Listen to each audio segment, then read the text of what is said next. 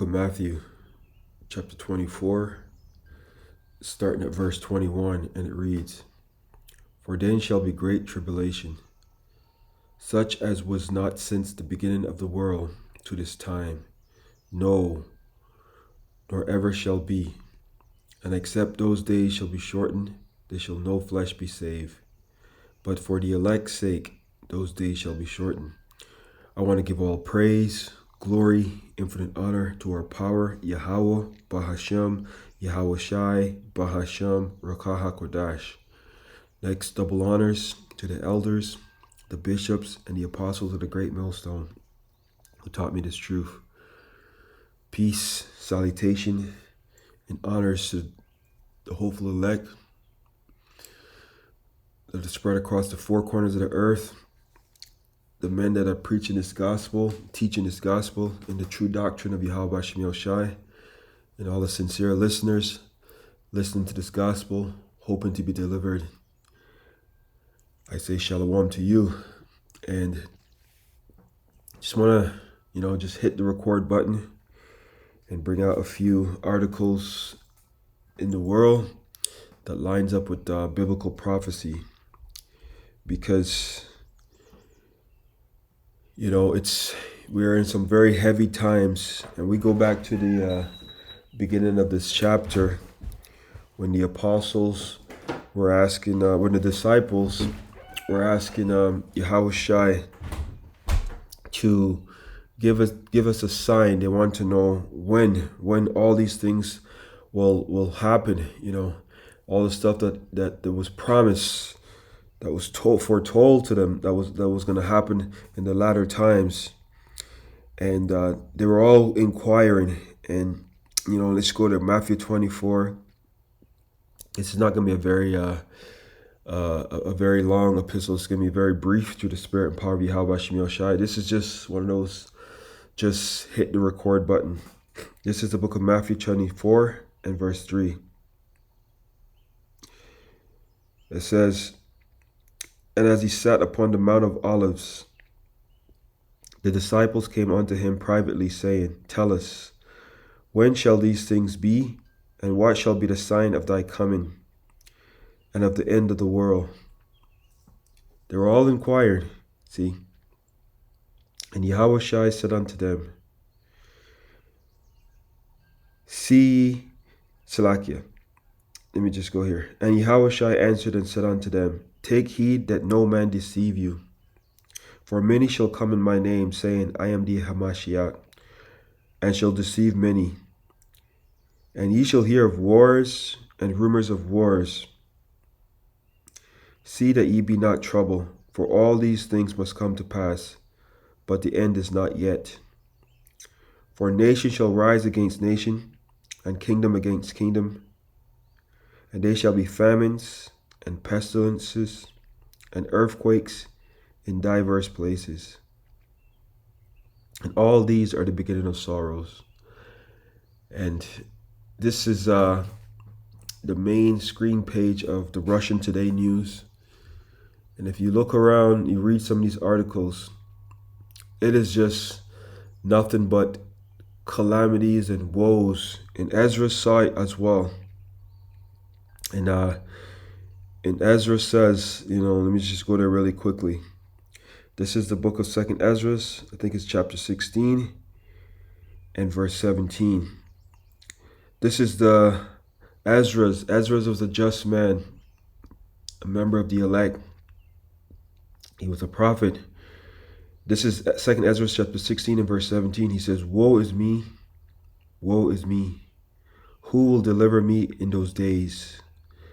The beginning of sorrows and great mournings, the beginning of famines and great death, the beginning of wars, and the power shall stand in fear. The beginning of evils, what shall I do when these evils comes? Even Ezra was asking these questions. Look at these articles.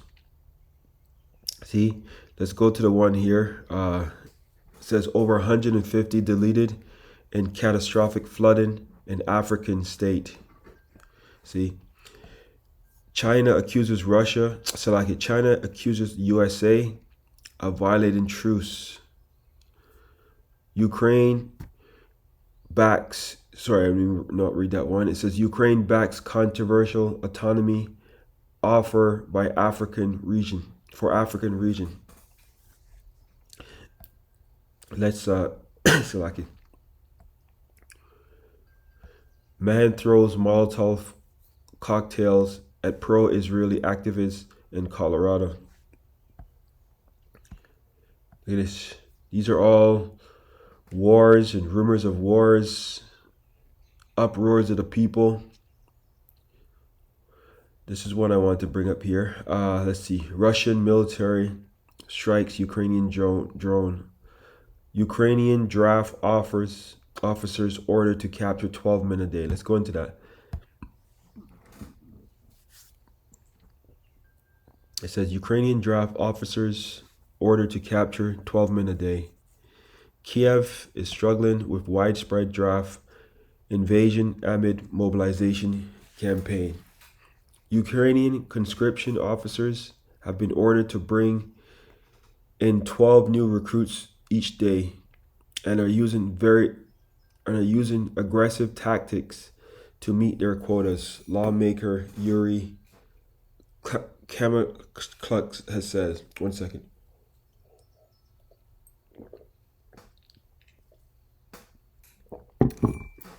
Slovakia. It says Kiev relies on mandatory conscription of men. This is basically, they're looking to draft these men into the war.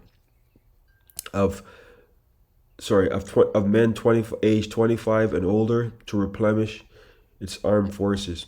See, what they're not telling you is that Ukraine is losing this war badly. But recently, let me just go to a different article here for a second here. Shift gears for 1 second. But recently, Ukraine and Russia now are currently embarked in Slovakia. It's still kind of early and I have a splitting headache, but nevertheless, Ukraine and Russia are embarked in some heavy peace talks, you know. And what was very prophetic about this, look at the time, 4:41. You know, we say that we see these numbers, all things we see, all things spiritual. You know, 144, 444, 441, spiritual numbers, you know. And this was the time, it was 4:41 Eastern time, awaiting peace negotiations for Russia, Ukraine, and Turkey. So they're having it in Turkey. So let's go to the scriptures here, because there's not gonna be no peace. You know, these nations don't trust each other. They have different agendas, different expectations. It'd be very difficult for them to come to peace. But ultimately, we know it's the will of the Heavenly Father. You know, because this is not a time of peace; it is a time of war. Let's go to Ezekiel 7, verse 25. Let's start off here at verse 25. It says, because they don't know what is coming. You know, it tells you in the book of Proverbs, the 21st chapter, the king's heart is in the hand of the Lord. As the rivers of water, he turneth it whithersoever he will. You know, so the Lord is directing the king's minds, right? This is the book of Ezekiel, chapter 7, and verse 25. It says, destruction cometh, and they shall seek peace, and they shall be none. Because they're going to be looking, this is right now, they're trying to seek peace. They're currently having these negotiation talks. But as you remember as of yesterday, there was a massive strike in terms of Russian infrastructure. They destroyed a lot of these, a lot of Russian, 40, this is as a matter of fact, 40 Russia bombers were destroyed, you know. So that was a heavy blow. So it says journalists from all over the world are scrambling on the grounds in Istanbul, right outside the what does that say? Right outside the Crimean Palace, the venue of the second round of Russia-Ukraine negotiations. In just few words, both delegations will arrive to begin talks. The palace is on the shores of the Bosphorus Strait, which leads to the Mediterranean Sea and to the Black Sea. It's very fitting because in that region, that is where the the third woes is gonna take place in that region, in the Levant region. It says there is a widely held skepticism among journalists attending the event that will go something like Ukraine, F you to Russia, Russia, F you to Ukraine. End of meeting. See, destruction cometh, and they shall seek peace, and they shall be none. It says over the past weekend, Ukraine utilized civilian shipping containers hauled on regular commercial tractor trailers to unleash drone attacks deep inside of Russia, attacking airfields, both Tu-95 and Tu-22 strategic bombers. Yeah, they took a heavy blow yesterday. But Russia will respond, just speaking as a man right now, but I'm telling you, Russia will respond because of this prophecy. See, the containers had mobilized roofs, which, upon receiving a signal, opened, allowing autonomous drones powered by artificial intelligence to self-deploy and attack Russian bomber aircraft.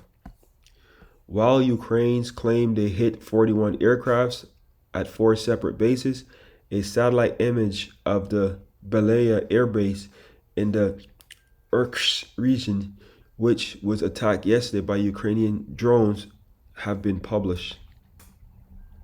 They're showing you some of the information here. As a result, 3 Tu-95 were destroyed, 1 Tu-95 possibly damaged, 1 Tu-22 M3 destroyed. As of 7 p.m. Eastern Time on Sunday evening, confirmation came that, all right, it's telling you how much stuff is destroyed, but still no public reports of damage at 2 other bases and 1 nuclear submarine base. So I'm not going to get into all that there. Like I said, this is just a very brief very brief epistle.